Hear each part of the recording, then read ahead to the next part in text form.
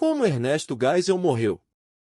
Ernesto Geisel foi um importante líder político brasileiro, que desempenhou um papel significativo na história do Brasil, principalmente durante o período do regime militar no país.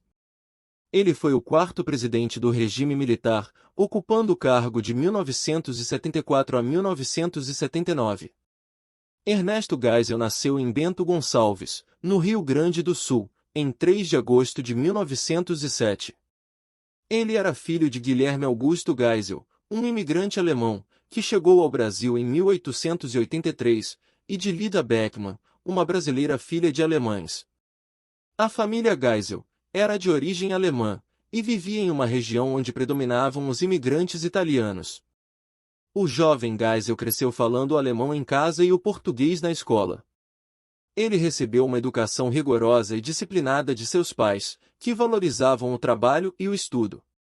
Como a maioria dos militares de carreira do Rio Grande do Sul, ele ingressou no Colégio Militar de Porto Alegre, porém durante sua inscrição, ele precisou alterar sua data de nascimento, para 1908 para poder ser aceito. Como um estudante promissor, ele se formou como o primeiro de sua turma em 1924.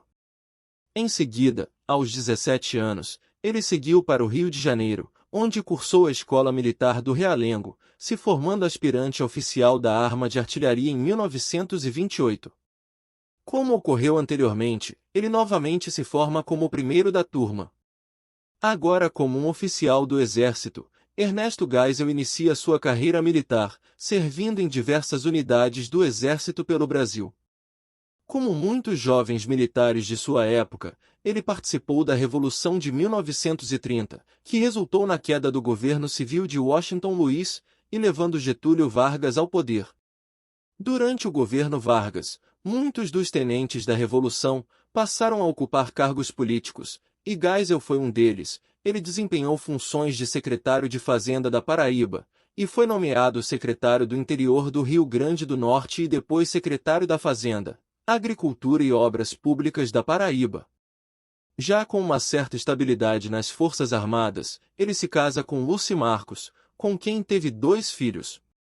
Em 1934, ele retornou ao Rio de Janeiro, onde fez cursos de aperfeiçoamento militar e lecionou na Escola Militar do Realengo.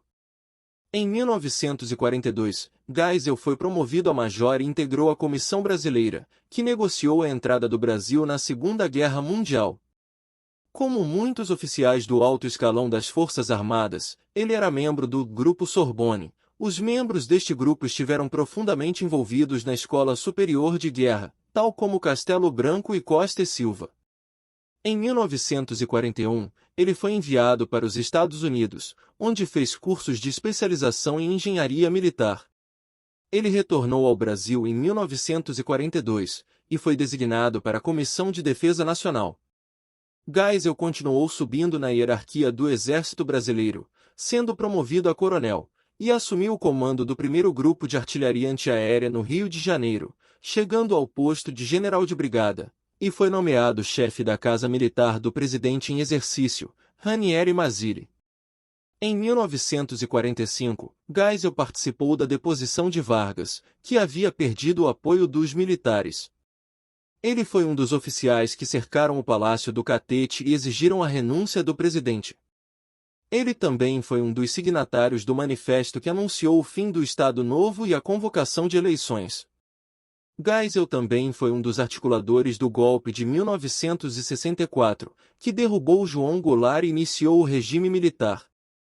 Ao assumir a presidência, Castelo Branco o nomeia como chefe da Casa Militar, cargo que exerceu até os últimos meses desse governo.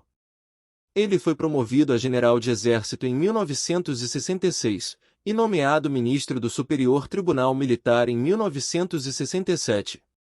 Durante o governo Costa e Silva, Geisel assumiu a presidência da Petrobras, onde ficou até 1973. Nesse período, ele ampliou a produção nacional de petróleo e incentivou a pesquisa e o desenvolvimento tecnológico na área energética. Ele também apoiou a criação da Eletrobras e da Nuclebras.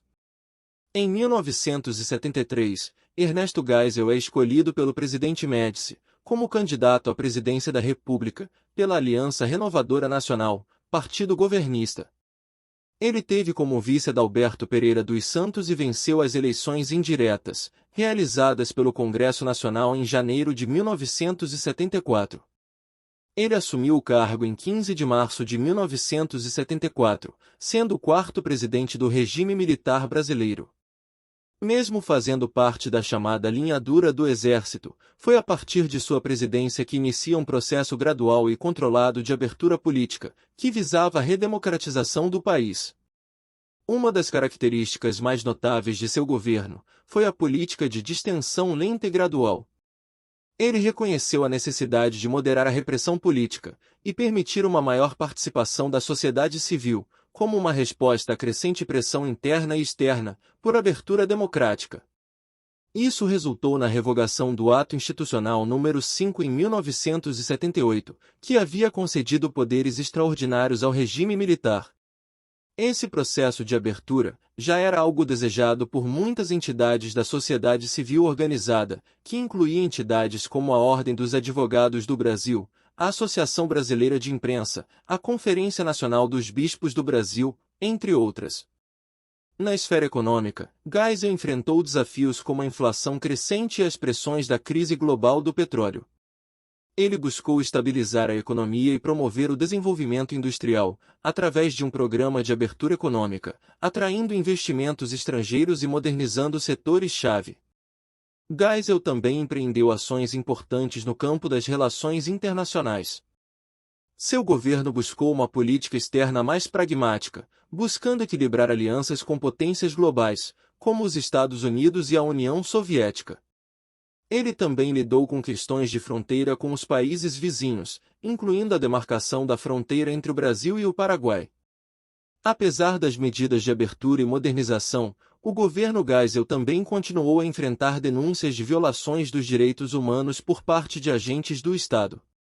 Essa persistente repressão política gerou críticas tanto internas quanto externas. Ernesto Geisel deixou a presidência em 15 de março de 1979, sendo sucedido por João Figueiredo, seu escolhido para dar continuidade à abertura política. Após deixar a presidência, ele continuou atuando por algum tempo na vida política e empresarial.